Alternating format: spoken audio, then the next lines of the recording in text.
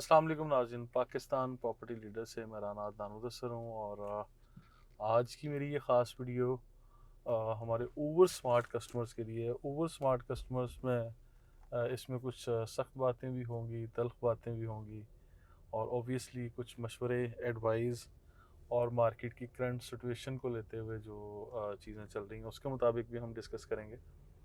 तो जी नाज़रीन, मैं सबसे इम्पॉर्टेंट चीज़ जो आप लोगों को मैसेज देना चाह रहा हूँ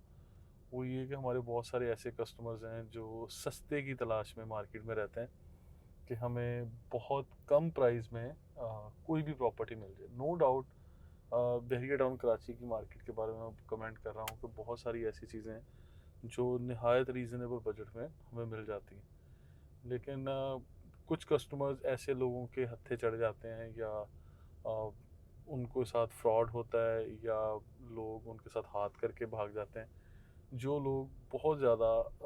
यानी कम प्राइस कोट करते हैं और रियलिस्टिक वो प्राइस भी नहीं होती और उन लोगों का भी शायद कोई आगे पीछे कोई पूछने वाला नहीं होता शायद, तो जो अमाउंट्स वगैरह लेके यहाँ से फ़रार हो जाते हैं। तो मैं आप लोगों को इस वीडियो में ये मैसेज दूंगा कि आप लोग देखें, रियलिस्टिक हो के मार्केट प्राइस के मुताबिक अगर ट्रांजेक्शन्स कर रहे हों तो वो ज़्यादा अच्छा लगता है, ज़्यादा बेहतर होता है और इस तरह की डील्स, इस तरह की अपॉर्चुनिटीज़ आती रहती हैं जिसे हम चांस डील का नाम देते हैं। लेकिन खुदा रहा आप लोग ऐसे किसी भी एजेंट से डील ना किया करें जो पर्सनल अकाउंट्स में ट्रांजैक्शंस करवाए, कंपनी अकाउंट्स या ऑफिशियल अकाउंट्स में ना करवाए। और इसके साथ साथ जो चीज़ें चल रही होती हैं कि लोग अगर चाहें तो इस चांस डील को मतलब कोई बहुत ही रैपिड प्रोसेस में करना चाहे, जो नॉर्मल रूटीन के मुताबिक सारी चीज़ें चल रही हैं अगर वैसे ही मामलात हों कि इसी तरह पे ऑर्डर्स बने, इसी तरह कंपनी अकाउंट में टोकन का ट्रांसफ़र हो, कॉन्ट्रैक्ट लिखा जाए, फिर लेटर हेड्स पे सारी टर्म्स एंड कंडीशन लिखी जाएँ और सारे वो मामलात हों जो रूटीन में एक मार्केट में हम सब लोग कर रहे होते हैं। तो मेरा ख्याल है कि इस तरह से ये मामलात भी ठीक रहते हैं और हमारी वो डीलिंग भी अच्छी रहती है। और फिर कंस्ट्रक्शन के फेज़ में कुछ चीज़ें ज़्यादा हर्ट करती हैं लोगों को।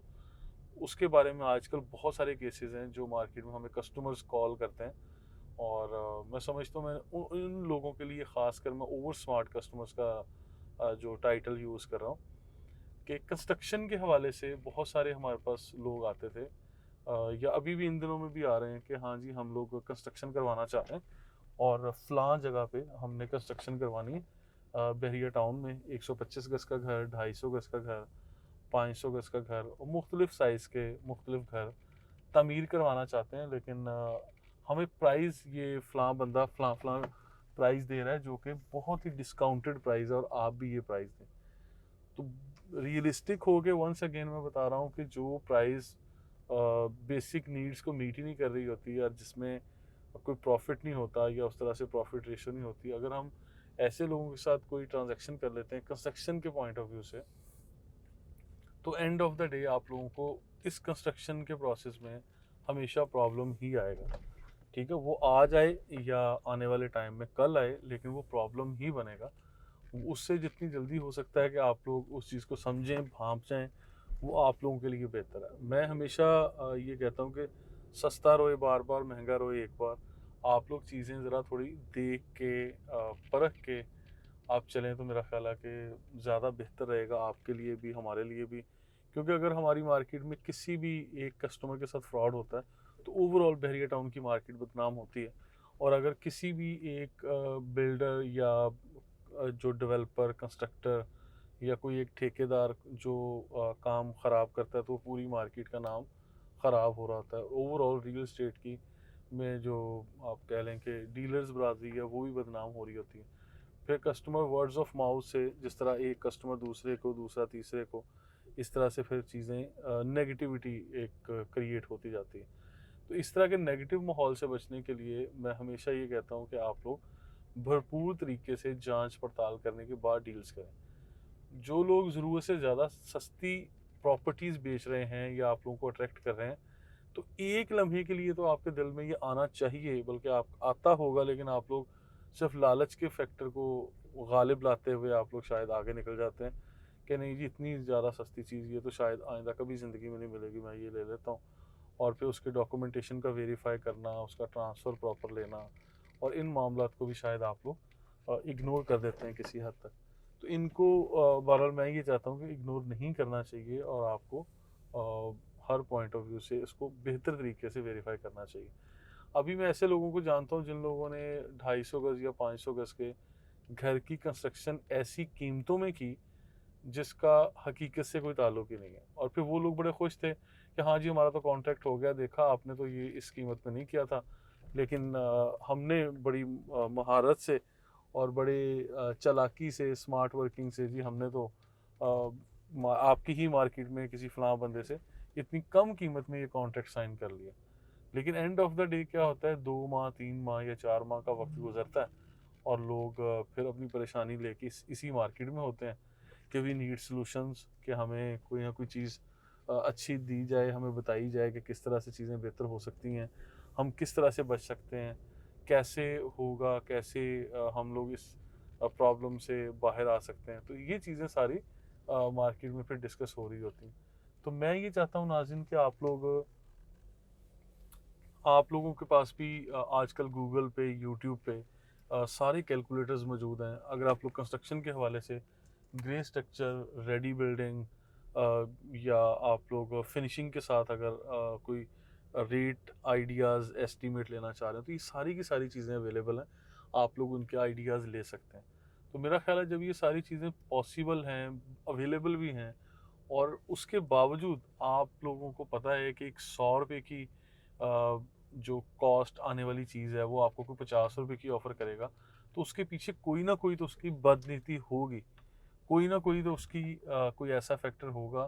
कि जिसका हकीकत से कोई ताल्लुक नहीं है, और फिर भी आप आंखें बंद करके ऐसा काम करें, तो फिर मैं आप लोगों को कसूरवार कहूँगा। क्योंकि आज